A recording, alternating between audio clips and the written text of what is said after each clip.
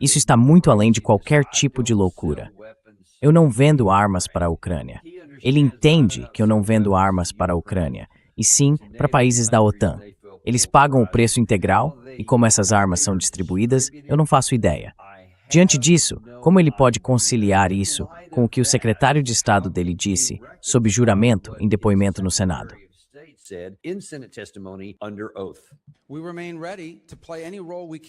Continuamos prontos para desempenhar qualquer papel que pudermos nesse contexto de ajudar a promover a paz, porque acreditamos que a guerra na Ucrânia, uma guerra devastadora, não tem solução militar. Ela só pode ser resolvida por meio de uma via diplomática, e isso não tem dado frutos. Eu caracterizaria a situação como desafios contínuos. Dito isso, sejamos claros. Para ser justo e franco, não somos mediadores imparciais nessa guerra. Não fornecemos armas à Rússia. Fornecemos armas apenas à Ucrânia.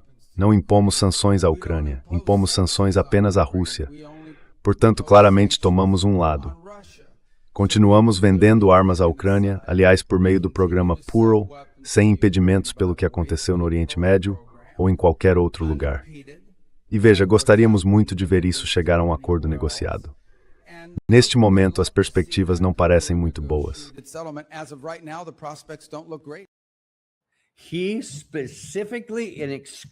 Ele disse, de forma específica e expressa, nós vendemos armas para a Ucrânia por meio do programa Pearl. E o presidente Trump aqui diz, eu não vendo armas para a Ucrânia. Quer dizer, é por isso que eu digo que isso é um tipo de conversa maluca de outro mundo. O vídeo está aí, está disponível. Não fui só eu que me lembrei de ele ter dito isso no mês passado, então todo mundo também vai se lembrar. Então eu não entendo, e se... Certo, vamos olhar para isso de outra perspectiva. Você é Vladimir Putin, você é Sergei Lavrov. Como vai lidar com os Estados Unidos na tentativa de pôr fim a esta guerra?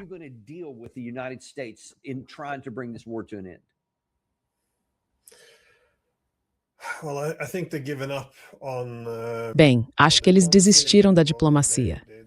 Mais uma vez, esperam que os europeus acabem com o bloqueio à diplomacia. Claro, se os americanos quiserem conversar, eles vão conversar. Mas a confiança deles numa via diplomática acho que morreu depois de Anchorage. Pelo menos da forma como os russos apresentaram, os americanos vieram com uma proposta que implicava algumas concessões russas. Não está claro quais seriam essas concessões, mas houve indicações de Lavrov e de outros de que estavam dispostos a fazer algumas concessões dolorosas. Pelo que ouvi, e de novo, não tenho 100% de certeza, os russos estariam dispostos a aceitar uma Ucrânia que restaurasse sua neutralidade, que era, mais uma vez, a base de Istambul.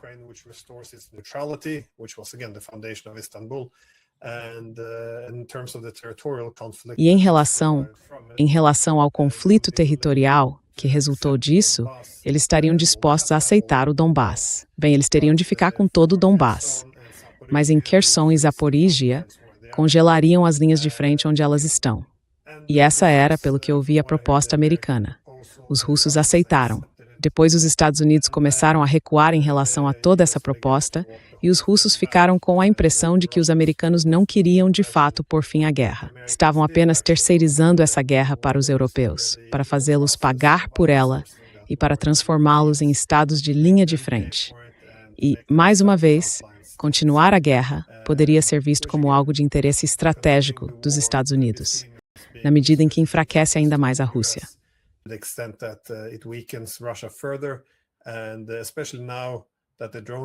E especialmente agora que estão sendo enviados drones que permitem à OTAN atingir alvos no interior da Rússia, há uma capacidade ainda maior de enfraquecer a Rússia. E, ao mesmo tempo, o conflito entre os europeus e a Rússia só torna os europeus mais dependentes dos Estados Unidos e também mais obedientes. Então é assim que eles veem a situação agora. E eles têm acompanhado a diplomacia no Irã, que tem sido muito enganosa o tempo todo. Não é preciso explicar mais. Então, acho que eles presumem que agora haverá mais diplomacia fraudulenta. Por isso, continuarão buscando ganhos territoriais como uma garantia de paz estável depois desta guerra.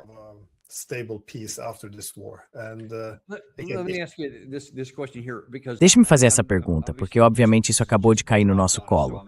Então estou processando tudo enquanto a gente conversa.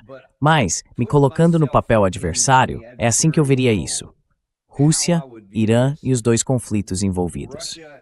Para mim, por causa de todo tipo de coisa que já aconteceu, é praticamente certo que ninguém confia numa palavra do que dizemos.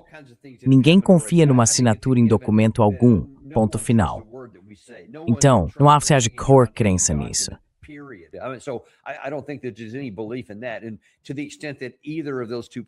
E na medida em que qualquer uma dessas duas partes estivesse disposta a entrar em algum tipo de diplomacia, seria só assim. Tudo bem, se pudermos colocar algum tipo de contrapartida aqui, ou conseguir algo de antemão, então talvez ainda haja alguma margem para avançar.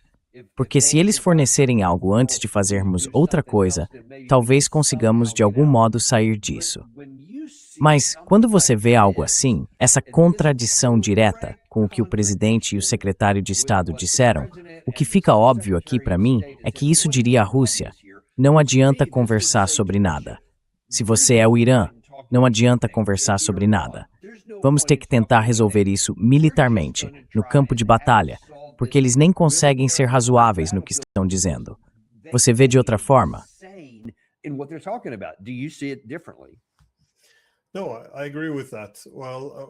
Não, eu concordo com isso. Bem, eu posso acrescentar uma coisa. Eles provavelmente... Bem, eles sabem que isso é falso, e certamente Trump sabe que os russos sabem disso. Mas eles provavelmente presumem que o principal público-alvo dele é o público interno, porque ele prometeu tirar o país da guerra na Ucrânia e transformou a guerra na Ucrânia em uma guerra de Trump. Ou seja, os Estados Unidos ainda estão profundamente envolvidos e estão vendendo armas. Como Rubio disse, estão pressionando as sanções o máximo que podem. O objetivo é quebrar a Rússia, mas fazer os europeus arcarem com a parte mais pesada. Então, não. Mas, de novo, pode ser que eles simplesmente estejam pensando, bem, isso é para o público interno dele, porque ele deveria ser o presidente da paz. Dito isso, acho que isso também é problemático para eles, porque precisamos, não só nos Estados Unidos, mas também na Europa,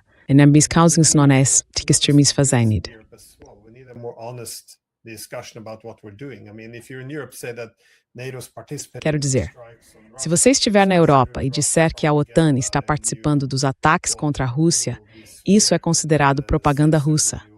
Você será difamado e censurado e terá problemas muito sérios. Mas não estamos reconhecendo o nosso próprio papel nisso. Quero dizer, o público americano deveria saber que os Estados Unidos continuam profundamente envolvidos em uma guerra contra a Rússia, algo sobre o qual Tucker Carlson fez recentemente um excelente segmento. E a razão pela qual precisamos saber disso é que precisamos entender o perigo que estamos enfrentando. Porque neste momento, os russos veem uma escalada cada vez maior por parte da OTAN, um envolvimento cada vez mais direto da OTAN. E também, daqui a alguns meses, vocês verão o exército ucraniano começar a enfrentar dificuldades mais profundas no campo de batalha.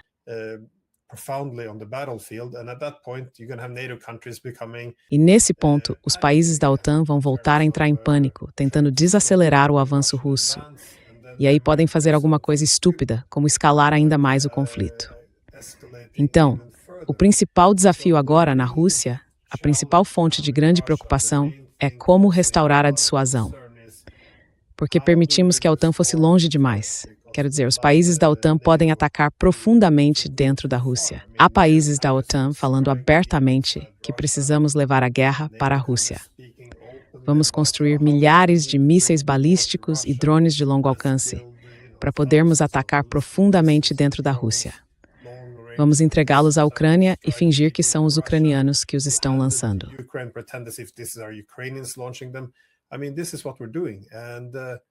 Quero dizer, é isso que estamos fazendo. E é muito perigoso. É uma autoilusão. Então, os russos precisam restaurar sua capacidade de dissuasão, o que significa que, em algum momento, terão de revidar contra a OTAN. Estamos seguindo por um caminho muito perigoso. 2026 vai ser extremamente perigoso. E quando se soma o caos no Irã, uma possível crise econômica enorme atingindo mais tarde neste ano, vai haver muito comportamento, imprevisível. Então, deveríamos ter uma discussão honesta sobre nosso próprio envolvimento nessa guerra contra a Rússia desde 2014. Mas não temos. E acho que provavelmente os russos estão um pouco preocupados que Trump também esteja alimentando seu próprio público interno com essas coisas delirantes. Delusional stuff to his own home audience as well.